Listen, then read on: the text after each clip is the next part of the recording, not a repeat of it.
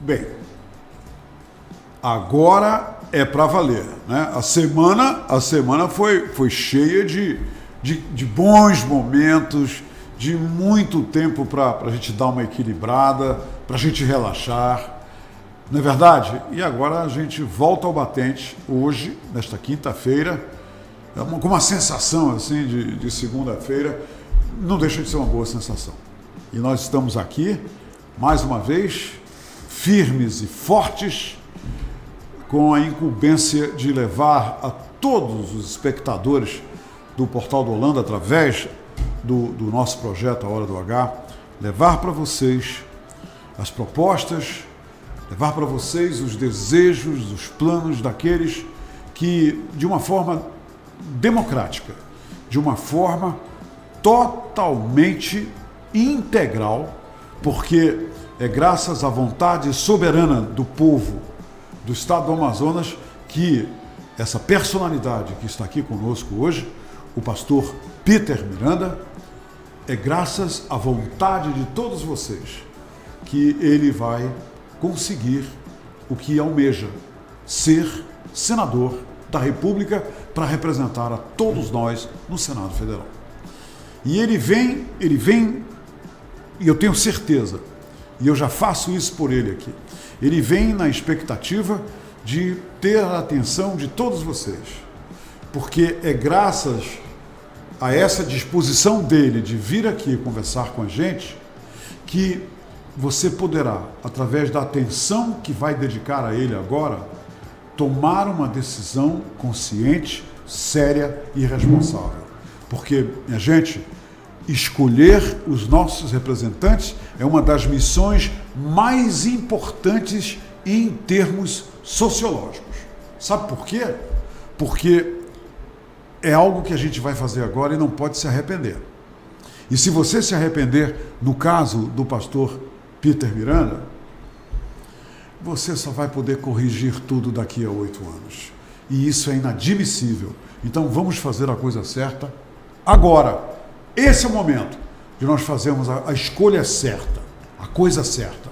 E ele veio para cá justamente se colocar à disposição da nossa vontade, expondo os seus planos e tudo mais que é necessário para encantar você, para fazer você decidir se vai lhe dar o voto ou não. Vamos lá, vamos conversar com ele? Vai ser uma boa conversa, uma conversa de boas revelações, eu tenho certeza disso.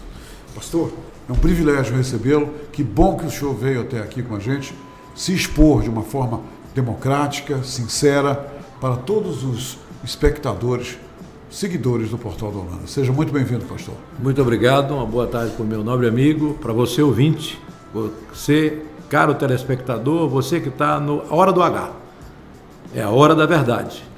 E eu vou começar dizendo que eu sou pastor Peter Miranda, eu brinco que eu sou pastor há pouco tempo, sou pastor há 46 anos, fui pastor nos Estados Unidos por alguns anos, e como eu vim bater no Amazonas, como eu vim parar no Amazonas. Primeiro, meu irmão, o meu bisavô foi general do Exército aqui em Manaus. Tem um busto dele, o general Corrêa Lima. Meu pai também trabalhou em Manaus. E desde que eu comecei, porque eu sou um pastor diferenciado, eu sempre fui pastor e empresário, eu não ganho da igreja. E fui um dos primeiros brasileiros a pisar no solo chinês. Então, há 38 anos atrás, eu vi a China, que na época era a nossa Amazonas. Já como missionário? Não, como empresário. Como empresário. Como empresário. Okay. Eu fui o primeiro importador de bicicleta do Brasil. Olha. Fui o maior distribuidor de cadeados do Brasil. E depois me tornei o rei do carrinho de bebê do Brasil. Eu sou dono da marca Bebelove, Papioli, Canguru. Pastor. E há 8 anos eu presido a Câmara de Comércio Brasil-Panamá. Eu estive na Zona Franca de Manaus, na superintendência da Zona Franca, com o general Pocim, e uma indagação que eu fiz, até hoje eu vejo os políticos de carreira, os políticos profissionais, há 40 anos falando para o povo, a Zona Franca, mas veja, todo mundo sabe. Eu também ouço isso há 40 anos, eu também. Então, e o que acontece? Eles não fazem nada pela Zona Franca, e eu vou provar. O meu primeiro videocassete, meu irmão, eu comprei aqui, videocassete de 4 cabeças. Eu Fabricado saí daqui aqui na Zona Franca, né? sim. E, com surpresa minha, quando eu retorno a Manaus, a Zona Franca, as lojas tinham sido fechadas, o comércio foi penalizado. Então eu começo dizendo que é inconcebível. Eu presido a Câmara do Comércio Brasil-Panamá. O Panamá é a segunda Zona Franca do mundo. Segunda zona livre. Só perde para Hong Kong. São 7 zonas francas. Uma delas, que é a maior de todas, Colón, tem 2.548 lojas, vendendo para 7 zonas francas no Panamá? No Panamá. E a principal é o Colón. Colón, que é a entrada do Pacífico para o Atlântico. E o que acontece? Simplesmente lá, a Zona Franca sustenta o Panamá. Os canais, que são 4 reclusas hoje, sustentam o Panamá. Uma renda fantástica. Só que as lojas vendem para todos os países da América Central, para todos os países andinos e para a costa leste americana. E eu fui ver, a Honda, por exemplo, produz 1.000 motos, só 50 são exportadas. O que falta? Competência de alguém que conheça, e Deus me levou a conhecer 76 países, morar nos Estados Unidos, conhecer a realidade lá fora. Pastor, só uma coisa, que eu quero que as pessoas entendam bem o que o senhor está dizendo. O senhor falou que a Honda fabrica 1.000 motos e só exporta 50 para o exterior. Para o exterior. Isso que é exportar é para o exterior. É mandar para fora. E o pior de tudo é que a Honda que volta para cá, ela volta pelo triplo do preço para ser vendida ao povo.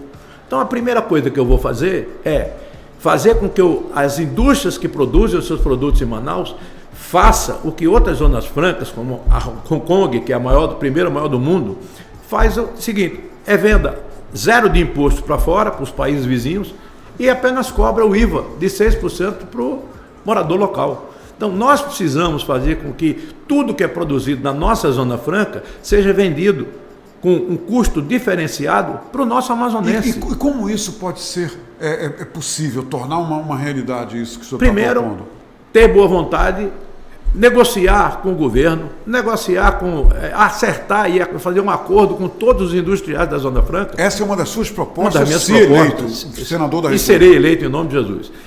Mas fora isso, tem outra coisa que eu vou fazer. Todas as indústrias que estão na Zona Franca, nós vamos fazer parceria com o Panamá, nós vamos fazer parceria com a China, nós vamos trazer indústrias chinesas para terminar os seus produtos, a famosa lei da maquila, aqui na nossa Amazonas. Pastor, me diga uma coisa, essa janela de oportunidade nunca foi vista por políticos locais? Outros que já foram eleitos, já cumpriram mandato, etc., essa ideia que o senhor está trazendo, ela é inédita, porque inédita. Não existe essa correlação entre o Distrito Industrial de Manaus e o Panamá? Não existe isso? Não existe com nenhum país. Nenhum país. Nós estamos isolados do mundo e do Brasil. E o segundo projeto que eu vou fazer exatamente com que isso ocorra, nós adotamos um projeto chamado Ponte Safena. O que é o projeto Ponte Safena? É o projeto que vai restaurar a BR-319 e vai construir 2 pontes interligando, já tem uma terceira que está adiantada no outro lado do Pará, interligando o nosso Amazonas ao Pará. Com isso, nós vamos acabar com o isolamento do nosso Amazonas, porque isso é que traz atraso. Hoje nós só podemos sair do Manaus ou através de barco ou através do avião. Sim. E com as estradas funcionando e com a preservação do nosso meio ambiente, o que vai acontecer? Toda aquela população que está à beira das BRs vão ser beneficiada.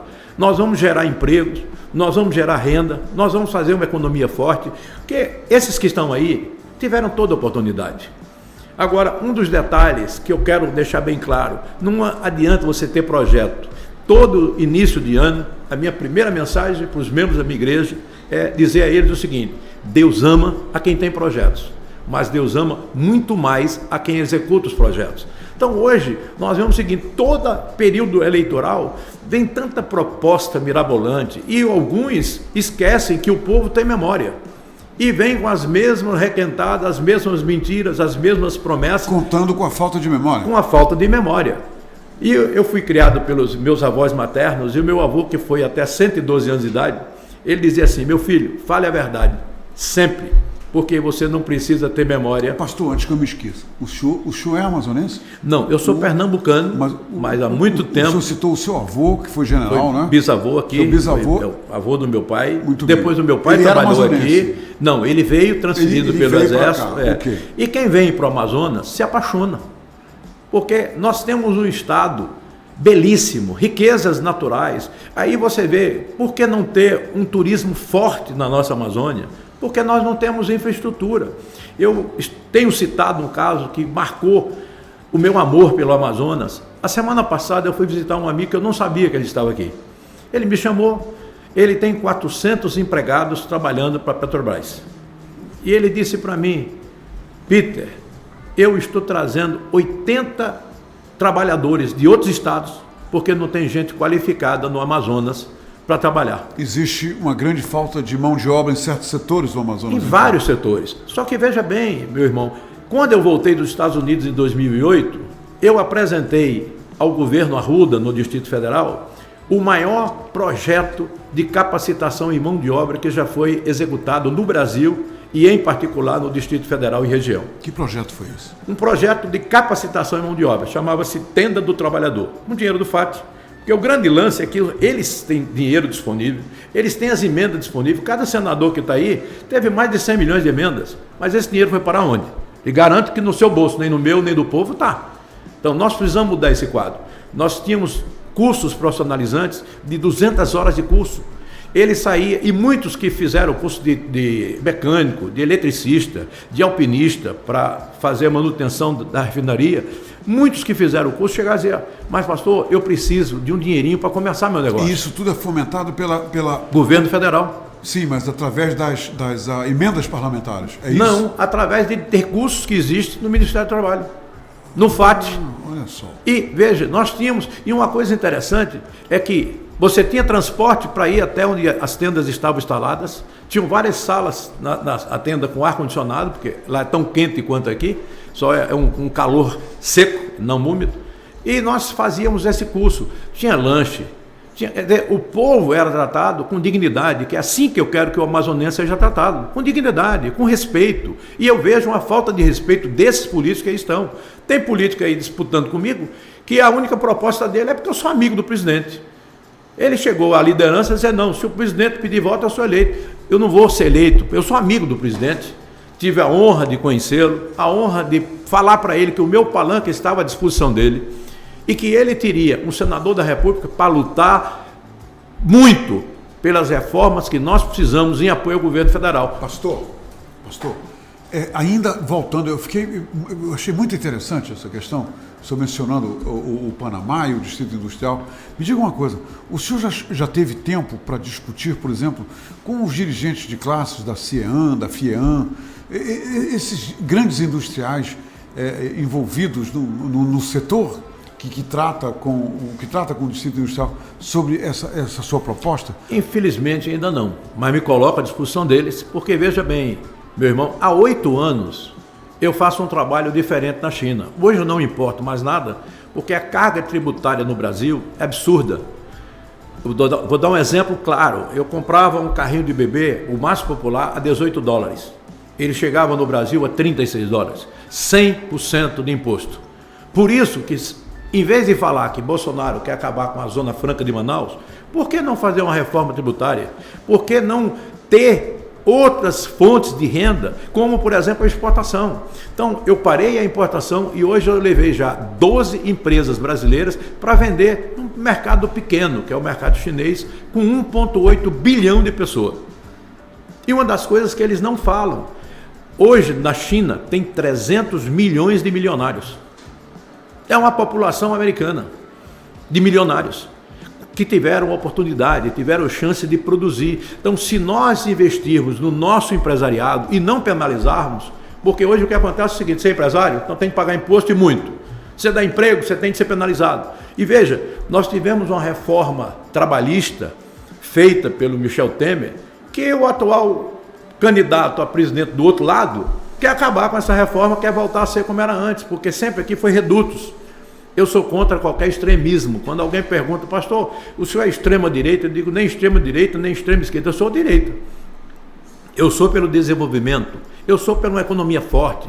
Eu não aceito a nossa população, o estado mais rico do Brasil, o povo ser o mais miserável e viver abaixo da linha da pobreza. O senhor acabou de citar uma palavra que eu considero chave para o estado do Amazonas. O senhor falou desenvolvimento. Pastor Peter Miranda, que propostas? Qual é a sua análise? Eu estou lhe dando duas opções para o senhor se manifestar. Qual é a sua análise sobre o interior do estado do Amazonas, no qual vivem mais de 1 milhão de amazonenses? E é interessante, todos os candidatos ao governo e os candidatos ao Senado que passaram por aqui, sentaram em um de seus estados, todos eles disseram uma coisa, inclusive um senador que está cumprindo o mandato agora, disse o seguinte, que a situação do interior do Amazonas é lastimável, é deplorável.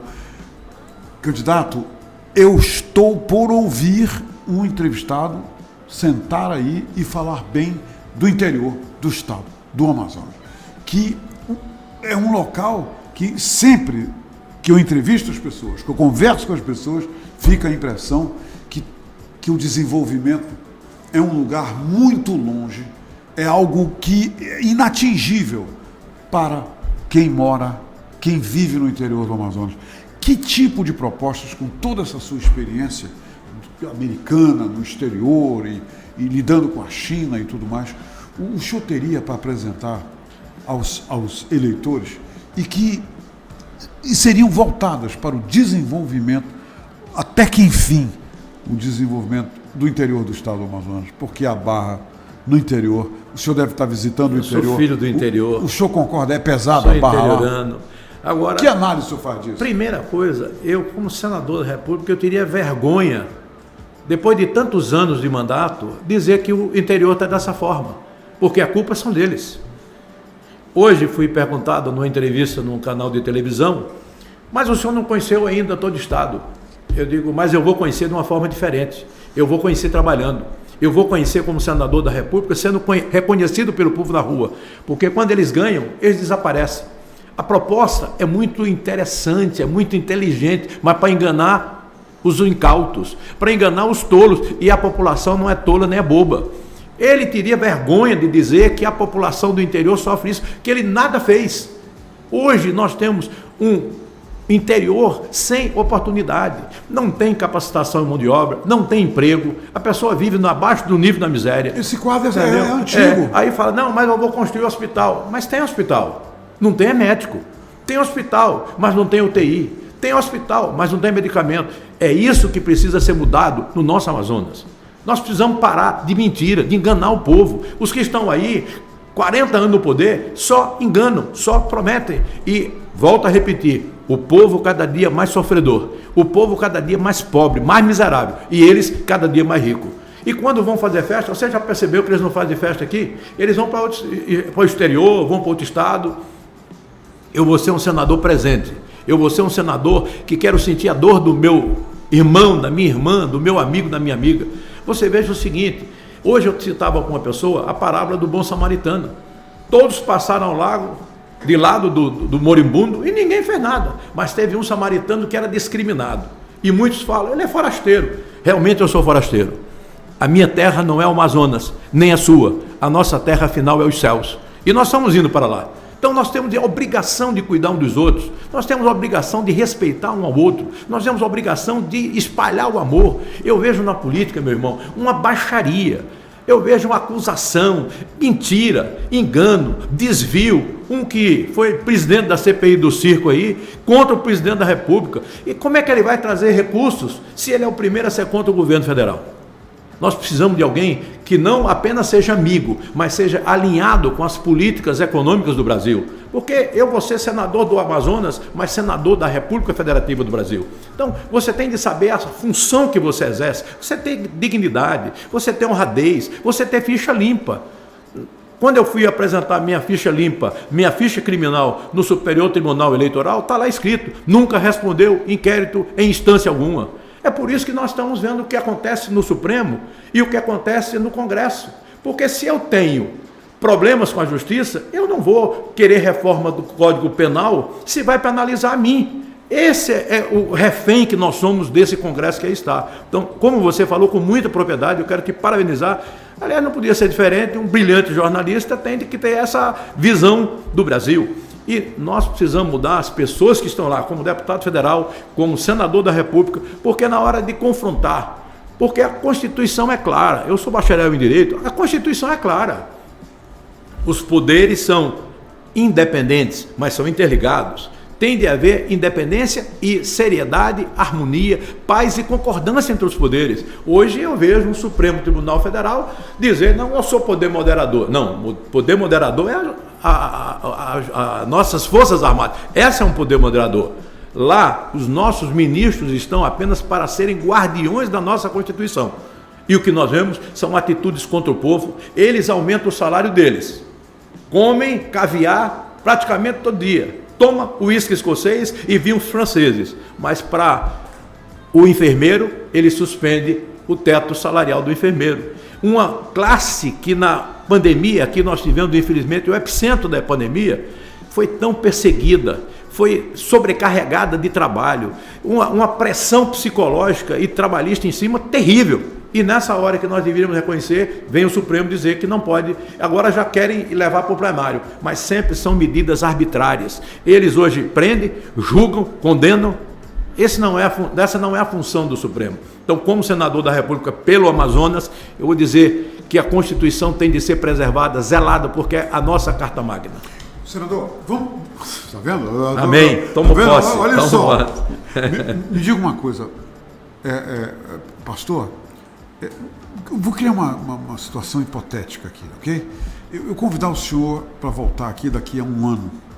O senhor eleito, já está lá no Senado. Amém. Há um ano. O que o senhor gostaria de chegar aqui dizendo, Humberto, esta hoje é a minha marca. Eu desenvolvi isso e posso te dizer que agora essa aqui é uma marca, já é uma marca do meu mandato. O que o senhor gostaria de me dizer? Que marca seria essa? Eu te digo com sinceridade, o povo vai dizer o que em um ano o senador Peter Miranda está fazendo pelo povo. Porque, primeiro, eu não vou fugir do povo como se o povo tivesse uma doença. Não, eu vou estar junto do povo, ouvindo o povo. Eu já tenho uma equipe montada para ir aonde eu enviar as emendas, para saber a destinação da emenda, o que está sendo feito. Então nós vamos criar frente de trabalho, nós vamos ajudar os prefeitos, o meu gabinete estará de portas abertas para os prefeitos, porque é uma coisa interessante. Prefeitos de todo o Brasil, de todo o Brasil, mas principalmente da nossa Amazônia. Claro. Então, o que acontece? Chega um prefeito lá para um senador, se não é correligionário dele, é tratado só com água, nem pão tem. Nós precisamos mudar esse quadro, nós precisamos entender que quando você é eleito, você é serviçal do povo. Então, se o meu gabinete vai estar atendendo todos os prefeitos, não importa o tamanho da cidade. Agora veja, nós temos um problema seríssimo com os nossos ribeirinhos. Eu cheguei a chorar quando eu vi crianças pequenas sair 5 horas da manhã numa rabeta para vir estudar e voltar às 5 horas da tarde. Por que não investir? Eu tenho hoje tecnologia que em 15 dias eu monto várias salas de aula. Em uma semana eu monto postos de saúde equipadas para atender a população. Então, falta o quê? Seriedade na condução do dinheiro público, seriedade na aplicação do dinheiro, porque eles acham o seguinte, que o dinheiro público é para eles. Não, o dinheiro público é para o povo, o dinheiro público é para sanear os problemas. Agora, esses mesmos que estão aí se dizendo que vão agora resolver o problema da Amazônia e nunca resolveram, eles primeiro veem o seguinte, veem o problema, acompanham o problema, mas viram as costas. E todas as emendas deles, ninguém sabe para onde vai. Então, não vou ter município de minha predileção. Minha predileção é o povo do Amazonas. É o povo sofrido. Porque um estado mais rico do Brasil e um dos mais ricos do planeta, o povo não ter comida na mesa. Nós temos de investir na agricultura familiar. Nós temos de investir em recursos para que essas pessoas que não têm condição coloquem o seu negócio. Agora, não seja penalizado, porque muitos desses se prometem, não tem linha de crédito, vai tentar a linha de crédito. Não existe linha de crédito para o pobre. Senador, novamente, ok, eu estou lendo aqui, senador, mas me diga uma coisa, candidato. O senhor é candidato a senador, então me diga uma coisa. E serei senador, se Deus assim o permitir. Me diga uma coisa. Nós somos, eu acho que, eu não quero falar bobagem aqui, então eu vou dizer eu acho. Mas eu acho que nós somos o único estado no Brasil inteiro, quiçá na América do Sul, quiçá no mundo inteiro, o único estado que tem uma ex-estrada. uma estrada de vital importância para o desenvolvimento do Amazonas. Essa estrada está décadas. Por quê? A metade da estrada não funciona, é uma ex-estrada. Me diga uma coisa, o senhor eleito senador da República, o senhor quer se tornar um defensor da reabertura dessa estrada, doa a quem doer. O senhor está disposto a investir o poder que lhe será dado pelo povo para resolver quer dizer, reabrir essa estrada, tirar ela do status, a BR-319, tirá-la do status de ex-estrada? Com certeza. Eles falam isso toda a campanha. Mas o que fazem? É por isso que eu digo. Tem um perrengue ambiental aí, não, né? Não tem mais. Já mais. Houve licença, já tem recursos. Hoje me perguntaram num canal de televisão, mas precisa de 6 bilhões. Isso é 1,5 bilhão de dólar. Para o exterior não é nada. Nós temos empresas chinesas que bancariam e bancam isso. O que falta é competência para você fazer isso acontecer. E eu vou ficar marcado na história do Amazonas como senador que restaurou a 319, que construiu as pontes e tirou o nosso estado do isolamento. Esse é um compromisso que eu assumo com você e com o povo. Daqui a um ano, vocês vão ver a estrada já funcionando, porque tem tecnologia hoje. Agora, veja que coisa interessante. Eu conheço a estrutura do interior. Em 2002, eu fui conhecer uma indústria de asfalto na Califórnia. Eles produzem um produto para a Marinha Americana. Eles passam a máquina, colocam esse produto, principalmente nas estradas vicinais, e o que acontece? Esse produto tem garantia de 5 anos. Nunca mais vai ter buraco, não vai ter problema. Agora, por que eles não fazem? Aí eu tive o desprazer de ouvir o seguinte: o senhor está dizendo que o produto tem quanto tempo de garantia? 5 anos. Ah, que é isso? Que as nossas estradas não são feitas para durar. Os nossos asfaltos não são feitos para durar. Isso é uma vergonha. Nós precisamos mudar esse quadro. Nós precisamos usar o que existe de melhor no mundo e mais barato. Esse produto é 40% mais barato do que qualquer quilômetro de estrada feita. Por que não fazer? É porque não há boa vontade. Não há o desejo de abençoar a vida do povo. Eu estou dizendo para você, eu vou fazer isso. Porque quem tem compromisso com Deus, tem compromisso com a sua palavra, tem compromisso com as suas promessas e as executa. Pastor, eu tentei abordar um campo bem amplo, lhe deixando à vontade para o senhor se manifestar e tudo mais. O nosso tempo está mais curto agora, mas eu gostaria muito que o senhor se situasse, o senhor dissesse alguma coisa no encerramento dessa nossa conversa, muito agradável, inclusive. Muito obrigado. Sobre a questão da segurança. Hoje Manaus tem áreas onde os carros de aplicativo não podem ir, porque é dominado pelo tráfico. Hoje Manaus vive um clima de insegurança nos ônibus, nas paradas de ônibus. Hoje no centro de Manaus, os turistas, a partir das 20 horas, não podem sair dos hotéis. Eu estou lhe falando uma realidade que eu conheço. Manaus é uma cidade que com uma falta de segurança, é insegura. É insegura. Me diga aqui uma coisa, já apareceram propostas aí, eu nem vou citar para o senhor as propostas, mirabolantes para resolver a segurança pública no estado do Amazonas. E todo período de campanha eu ouço, são criativos, um monte de propostas que vão solucionar, etc, etc, etc. Já vi até um ex-prefeito de Nova York vir aqui fazer como representante de propostas que iriam resolver o problema. Tolerância zero. Para falar sobre segurança, como resolver o programa de segurança, trazido por um político, logicamente.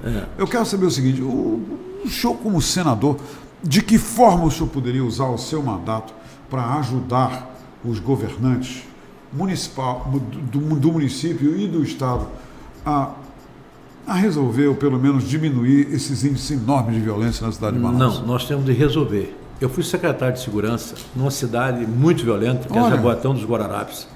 Uma cidade praiana, onde o tráfico impera. O senhor tem experiência então, uma cidade pública? Com certeza. Uma cidade onde é cercada de favelas e morros.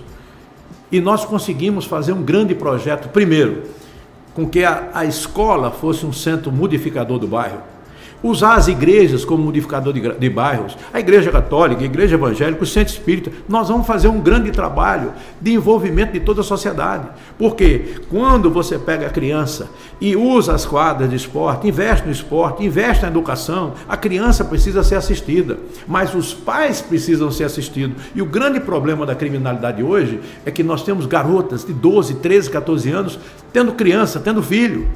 E esses filhos não vão ter um futuro promissor. Então nós precisamos garantir o futuro das nossas crianças. Nós precisamos investir no ser humano. Nós precisamos fazer com que o pão chegue na mesa da menina, da senhora que foi abandonada pelo seu companheiro, pelo seu esposo, na mesa do idoso que não tem mais trabalho. Uma coisa que me revolta, com certeza, é o seguinte: quando você é jovem, você não consegue emprego porque você não tem experiência. Aí quando você chega aos 50, você não tem mais emprego porque você é velho, tem experiência demais. Você conhece bem os Estados Unidos, morou nos Estados Unidos como eu. Nos Estados Unidos você é servido por pessoas de 70 anos de idade. Sim. Com vida digna. É impressionante. É impressionante. Então, aqui nós precisamos ter um olhar voltado para a criança, para o adolescente, para o jovem, tirá-lo das drogas, porque quando ele tem oportunidade, o narcotráfico não vai conseguir chegar junto dele, não vai ter aviãozinho, não vai ter o distribuidor da droga. Não, nós vamos fazer com que Deus restaure o Amazonas. E o slogan da minha campanha é: o Amazonas nas mãos de Deus. Nós vamos resgatar o Amazonas, mas vou resgatar com o voto desse povo sofrido, desse povo enganado, desse povo que tem sido iludido por tantos anos. E eu venho hoje com uma proposta de fé, de coragem, de conhecimento, de capacidade, dizer: eu vou fazer. Então, esse é o primeiro motivo. Se nós investirmos na educação, se nós investirmos nos lares, nós vamos ter uma melhora. É por isso que eu digo: como é que nós vamos atrair o turista estrangeiro se ele não pode andar na rua? Ele é assaltado, ele é tomado a sua câmera, ele é tomado o seu celular. Então, não vai haver mais isso, porque nós vamos colocar primeiro uma polícia preventiva, não apenas corretiva. Nós vamos pegar esses policiais que se aposentaram, trazer para a porta das escolas, os guardas municipais, fortalecer as guardas municipais de todos os municípios do Amazonas. Então, falta competência dessas pessoas que já estiveram no poder por tanto tempo e nada fizeram. Pastor Peter Miranda, do Agir, eu adoro fazer esse momento aqui, eu adoro fazer. O senhor tem 1 minuto para dizer o que o senhor deseja dizer para o fechamento dessa nossa conversa para todos os espectadores do Portal do Holanda. Primeiro, te agradecer por esta grande oportunidade, Muito bom valiosa oportunidade, e dizer para você: se você votar no 361, no dia 2 de outubro, tudo que eu estou dizendo para você eu vou fazer. A minha oração tem sido que o Espírito Santo, que convence o homem e a mulher do pecado, da justiça e do juízo, convença você que eu estou falando a verdade. Eu sou um homem que ando na verdade, a verdade liberta. Eu vou fazer no Amazonas o que nunca ninguém fez. Eu vou ter um olhar carinhoso, cuidadoso, da criança ao idoso. Vou ter um olhar cuidadoso para você do interior, que precisa sair desse marasmo, de depender de rabeta, de depender de barcos para chegar à nossa capital. E muitos chegam aqui e não conseguem atendimento médico. Nós temos de fazer um grande investimento na saúde.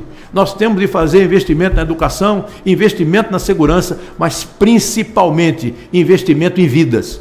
E as minhas emendas serão para investir em vidas, em você que está necessitado, em você que está desempregado, que precisa não é de esmola, você precisa de vida digna, é de oportunidade. E eu digo sempre, Deus tem o melhor para nós, e Ele usa os seus filhos nesta terra para fazer a diferença. E você votando em mim, eu vou fazer a diferença, e você vai dizer: eu tenho orgulho do voto que eu dei no pastor Peter Miranda, 361. Pastor, mais uma vez, muito obrigado por ter vindo aqui. Foi realmente muito agradável conversar com o senhor. Obrigado, querido. Sobre essa sua missão, sobre esse seu propósito de se tornar senador da República pelo Estado do Amazonas. Amém. E na sua companhia o tempo passa. Muito obrigado. Obrigado mesmo. Obrigado a vocês. Deus abençoe a cada um. Minha gente, é o seguinte, sabe qual é a lição que fica? É uma lição muito importante que eu tenho repetido no final de todas as conversas que eu tenho tido com os candidatos. É o seguinte: ainda existem candidatos que gostam e que têm a ousadia, a irresponsabilidade de oferecer dinheiro pelo seu voto, de oferecer algo em troca do seu voto. Denuncie esses candidatos, porque o maior crime político que pode ser cometido nessa época de eleições, nessa época na qual a democracia está na berlinda e é muito importante, são pessoas que ainda se dispõem a comprar o voto e outras, pior ainda, que ainda vendem os seus votos. Não venda o seu voto, não faça isso.